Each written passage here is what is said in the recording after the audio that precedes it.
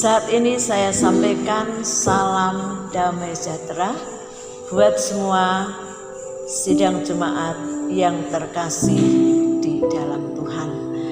Baiklah, pada kesempatan ini kita akan bersama-sama menerima firman Tuhan. Dan firman Tuhan saat ini diberi judul Siap Hadapi dan Menjalani Perubahan. Bapak, Ibu, Saudara sekalian yang terkasih dalam Tuhan, kita tahu bahwa segala sesuatu yang ada di dalam dunia ini tidak ada satupun yang kekal, dan semuanya itu bisa berubah. Tentang perubahan zaman, sudah barang tentu Bapak, Ibu, Saudara, kita semua sudah tahu persis dengan jelas, ya. Itulah keberadaan zaman hingga sampai hari ini selalu berubah dan berubah adanya. Saudara sekalian, dan ketika situasi dan kondisi itu selalu berubah, Bapak, Ibu, ya, maka manusia dituntut siap untuk menerima dan menjalani setiap perubahan itu terjadi. Dan perubahan itu, Bapak, Ibu, ya, ada dua macam perubahan. Perubahan yang terjadi secara mendadak atau tiba-tiba. Ada juga perubahan-perubahan yang sudah direncanakan. Nah, Bapak, Ibu, berbicara tentang saudara sekalian berubah, itu adalah hal yang tidak mudah karena membutuhkan sebuah persiapan. Saat ini kita akan melihat dalam Alkitab tentang perubahan-perubahan yang terjadi. Yang pertama, kita akan bersama-sama membuka Alkitab yang terdapat dalam kitab Injil Lukas pasal yang kelima, ya, tentang penjala ikan menjadi penjala manusia. Kita akan baca Lukas pasal 5 ayat 1 hingga sampai ayat yang kelima. Saya akan bacakan demikian. Pada suatu kali Yesus berdiri di pantai Danau Genesaret, sedang orang banyak mengerumuni dia hendak mendengarkan firman Allah. Ia melihat dua perahu di tepi pantai. Nelayan-nelayannya telah turun dan sedang membasuh jalannya. Ia naik ke dalam salah satu perahu itu, yaitu perahu Simon, dan menyuruh dia supaya menolakkan perahunya sedikit jauh dari pantai. Lalu ia duduk dan mengajar orang banyak dari atas perahu.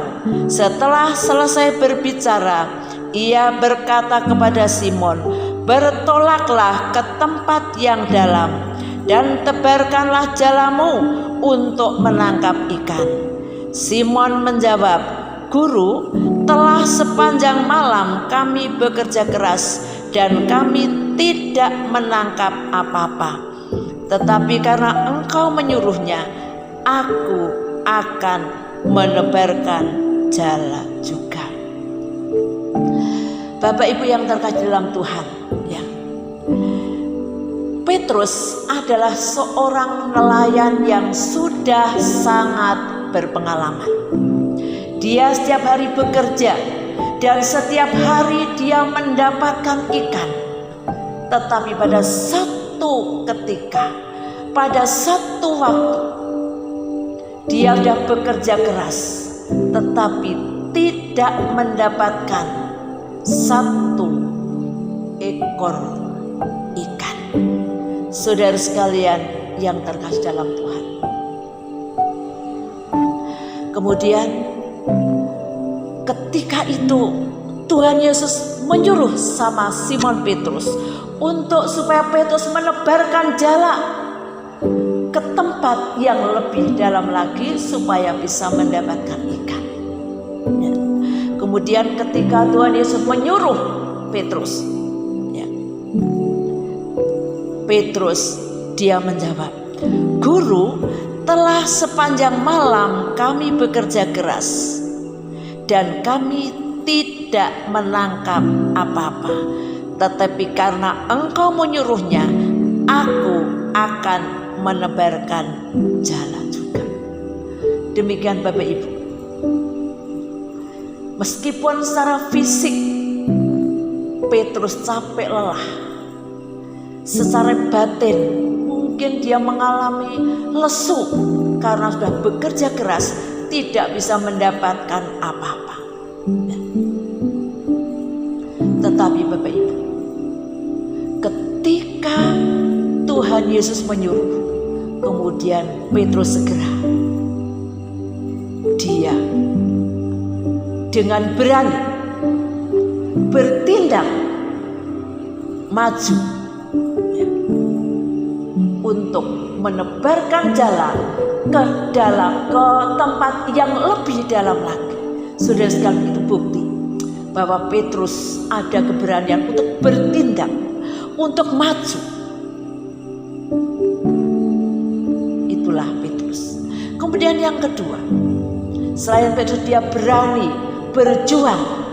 Saudara sekalian, Petrus dia tekun berupaya supaya bisa mendapatkan ikan.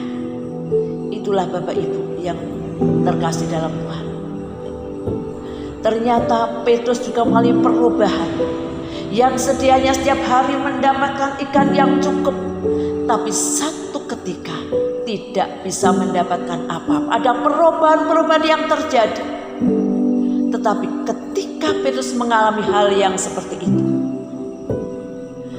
Petrus kemudian dia berjuang, dan akhirnya saudara sekalian, Petrus bisa mendapatkan ikan yang sangat banyak sekali. Terjadilah satu perubahan yang baik. Itulah yang dialami oleh Petrus. Kemudian kita akan melihat bagaimana perubahan yang dialami oleh Ishak. Baiklah, pada saat ini kita akan bersama-sama membuka Alkitab ya, yang terdapat dalam kitab Kejadian pasal yang ke-26 ya. Ayat ini panjang, tapi saya akan membacakan beberapa ayat saja. Kita akan bersama-sama simak ayat yang pertama dari Kejadian 26. Saya akan bacakan. Ishak di negeri orang Filistin, maka timbullah kelaparan di negeri itu. Ini bukan kelaparan yang pertama yang telah terjadi dalam zaman Abraham.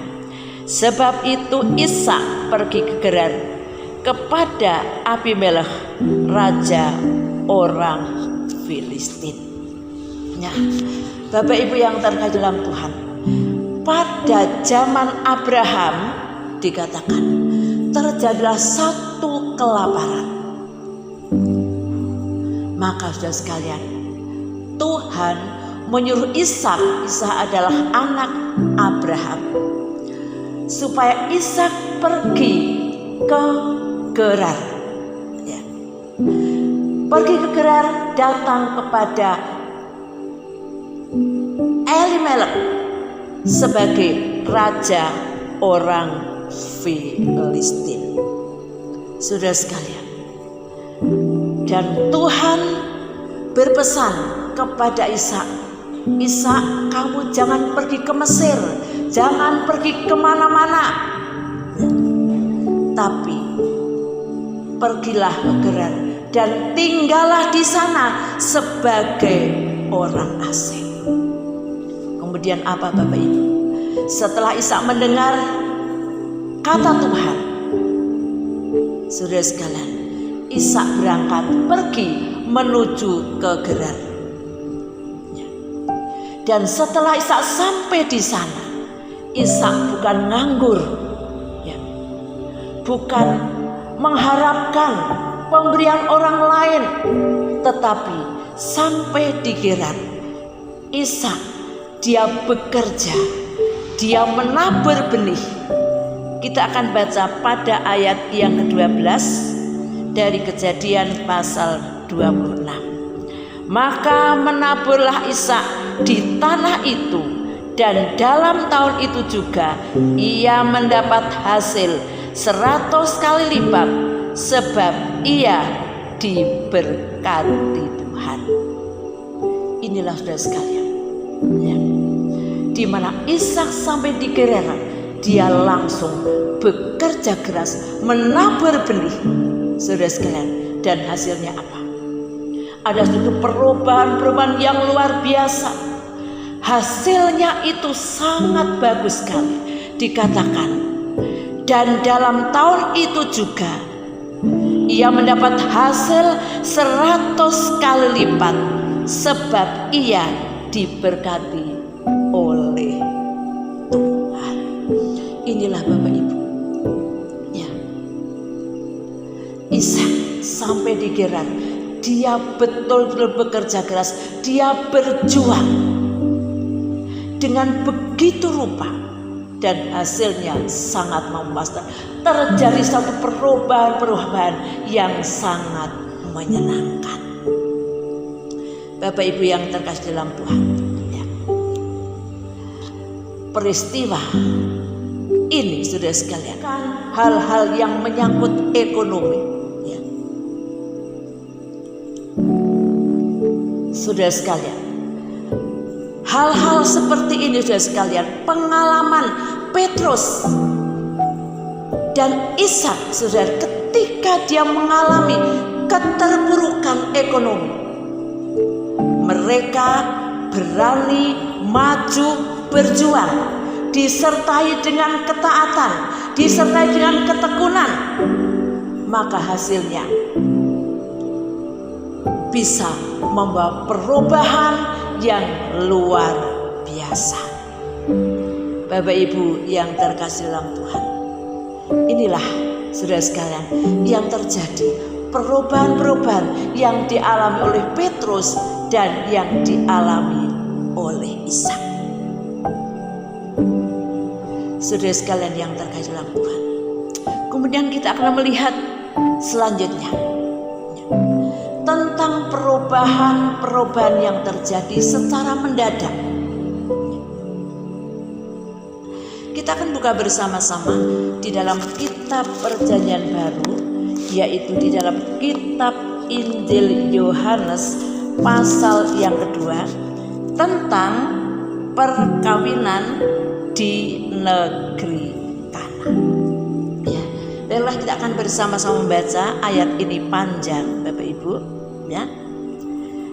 ada 11 ayat, tapi kita akan membaca sampai pada ayat yang ke-9 saja. Saya akan membacakan supaya Bapak Ibu mengingat kembali tentang peristiwa ini. Perkawinan di Kana. Pada hari ketiga ada perkawinan di Kana yang di Galilea, dan ibu Yesus ada di situ. Yesus dan murid-muridnya diundang juga ke perkawinan itu. Ketika mereka kekurangan anggur, ibu Yesus berkata kepadanya, "Mereka kehabisan anggur." Kata Yesus kepadanya, "Mau apakah engkau daripadaku, ibu? Saatku belum tiba." Tetapi ibu Yesus berkata kepada pelayan-pelayan, "Apa yang dikatakan kepadamu, buatlah itu." Di situ ada 6 tempayan yang disediakan untuk pembasuhan menurut adat orang Yahudi, masing-masing isinya 2-3 buyung. Yesus berkata kepada pelayan-pelayan itu, "Isilah tempayan-tempayan itu penuh dengan air." Dan mereka pun mengisinya sampai penuh. Lalu kata Yesus kepada mereka, "Sekarang cedoklah dan bawalah kepada pemimpin pesta, lalu mereka pun membawanya. Bapak Ibu Saudara sekalian yang terkasih dalam Tuhan, inilah satu peristiwa yang telah terjadi ketika pesta pernikahan itu berlangsung. Terjadilah satu hal yang tidak menyenangkan.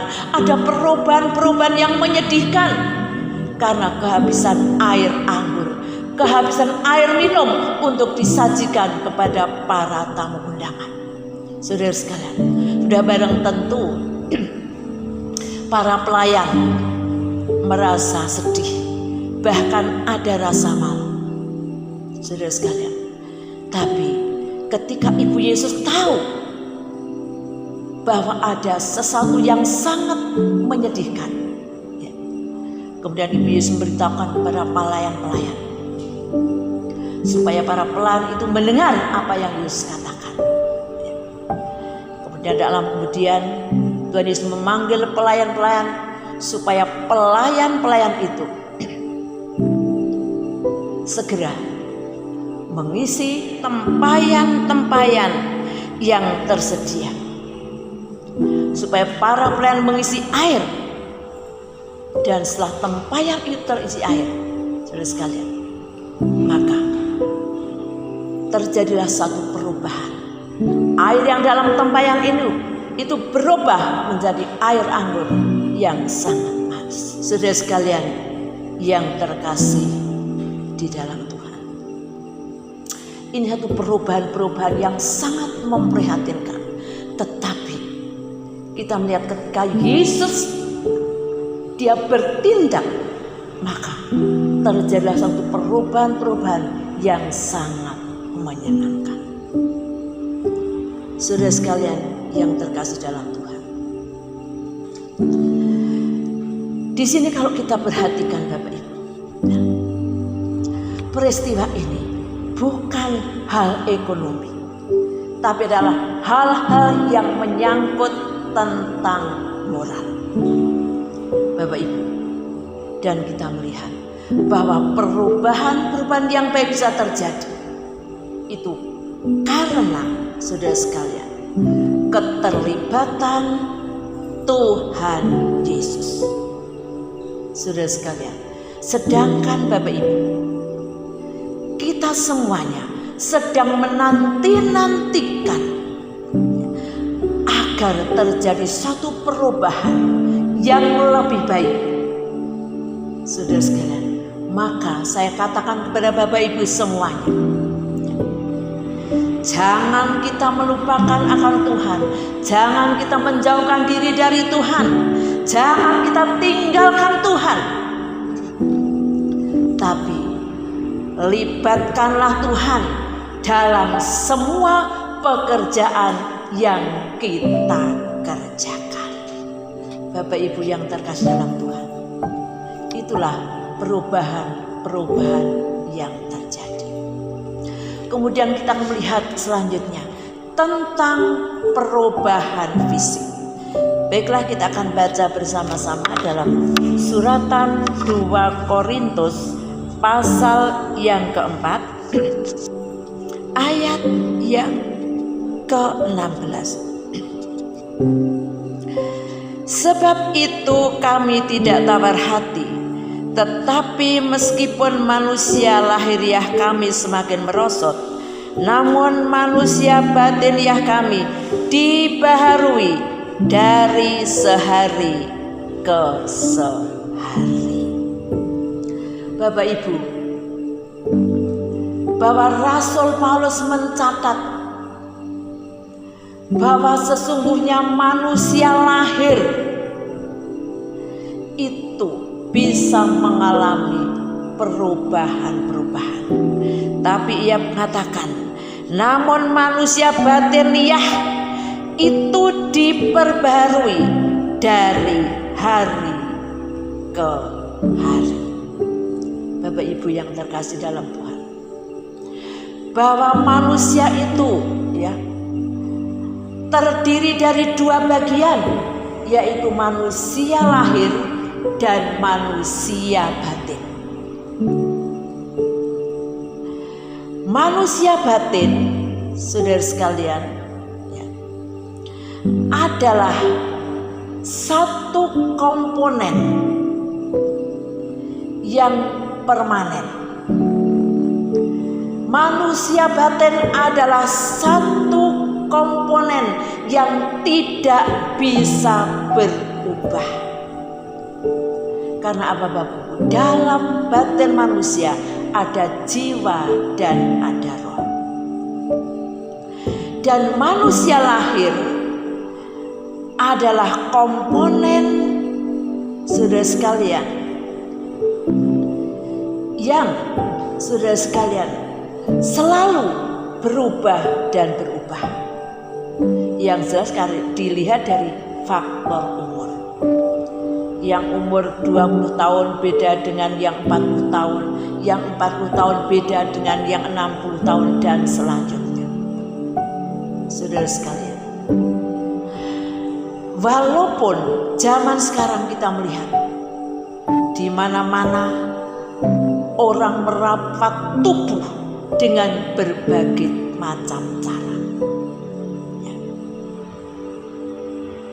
Tetapi biar bagaimanapun, fisik tubuh ini tetap mengalami perubahan.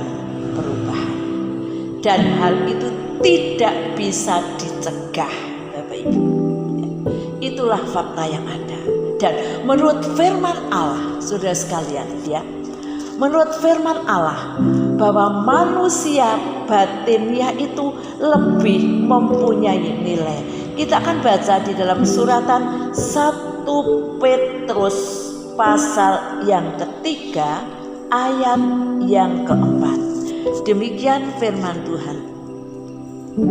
Tetapi perhiasanmu ialah manusia batiniah yang tersembunyi dengan perhiasan yang tidak binasa, yang berasal dari roh yang lemah lembut dan tentram, yang sangat berharga di mata Allah. Inilah Bapak Ibu, bahwa manusia batiniah itu mempunyai nilai plus karena dikatakan berharga di mata Tuhan. Maka Bapak Ibu, Rasul Paulus mengatakan, meskipun manusia lahir ini mengalami banyak kemunduran, banyak perubahan, tapi manusia batiniah ini tetap diperbarui dari waktu ke waktu. Saudara sekalian, Rasul Paulus cenderung memperhatikan manusia batiniah daripada memperhatikan lahiriah. Karena apa? Saudara sekalian, karena dalam suratan 2 Korintus pasal yang keempat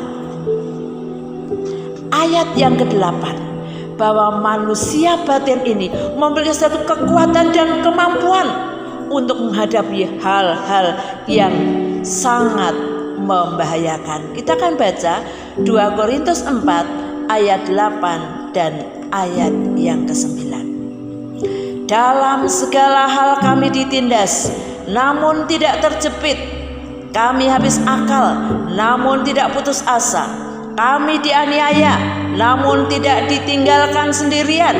Kami diempaskan, namun tidak binasa.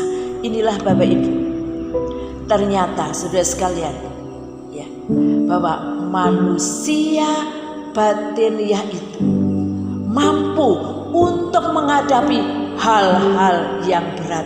Itulah pengalaman Paulus. Maka dia lebih memperhatikan manusia batiniah, Bapak Ibu, ya. Maka saya katakan, ya, manusia batin harus kita tata, saudara sekalian, kita renovasi supaya tetap kuat dan tidak mudah tawar hati. Ya, kalau udah tawar hati itu sudah hilang kekuatan, hilang daya, kehilangan semuanya. Maka dari itu Bapak Ibu, supaya kita jangan gampang tawar hati di hari-hari ini, perhatikanlah manusia batiniah kita. Puji Tuhan Bapak Ibu. Dan satu contoh yang sangat konkret, Abraham meskipun usia sudah lanjut, tetapi Abraham dia tetap memiliki satu iman yang kuat. Saudara sekalian, ya. Kita baca dalam kitab Roma pasal 4 ayat 18 dan sampai ayat yang ke-20. Saya akan bacakan. Sebab sekalipun tidak ada dasar untuk berharap, namun Abraham berharap juga dan percaya bahwa ia akan menjadi bapa banyak bangsa menurut yang telah difirmankan, demikianlah banyaknya nanti keturunanmu. Imannya tidak menjadi lemah walaupun ia mengetahui bahwa tubuhnya sudah sangat lemah karena usianya telah kira-kira 100 tahun dan bahwa rahim Sarah telah tertutup. Tetapi terhadap janji Allah ia tidak bimbang karena ketidakpercayaannya, malah ia diperkuat dalam imannya dan ia memuliakan Allah. Dikatakan meskipun usia sudah lanjut, sudah 100 tahun, tetapi dikatakan saudara sekalian, ya, dia tidak menjadi lemah. Iman tidak pernah menjadi lemah. Dia memelihara, ya, manusia batiniah sedemikian rupa. Maka dari itu Bapak Ibu yang terkasih dalam Tuhan, mari, ya, sekarang ini terjadi perubahan yang begitu rupa. Mari kita akan bersama-sama tetap melibatkan Tuhan dalam segala bidang kehidupan, supaya perubahan-perubahan yang baik itu terjadi di dalam kehidupan kita semuanya. Haleluya, amin. Demikianlah firman Tuhan buat kita pada kesempatan ini. Dan mari kita akan bersama-sama datang kepada Tuhan dalam doa. Kita akan berdoa kepada Tuhan supaya Tuhan menyertai kita, sehingga kita dimampukan menjalani kehidupan di hari-hari yang akan datang. Mari kita bersama-sama datang kepada Tuhan dalam doa. Ya Tuhan, Bapa Allah yang Maha Besar, dengan pujian syukur tentunya yang kami haturkan hadapan hadirat-Mu Tuhan, karena Engkau adalah Allah yang sangat baik buat kami. Terima kasih buat firman-Mu pada saat ini Tuhan, di mana firman-Mu yang akan memimpin kami untuk menjalani kehidupan di hari-hari yang akan datang.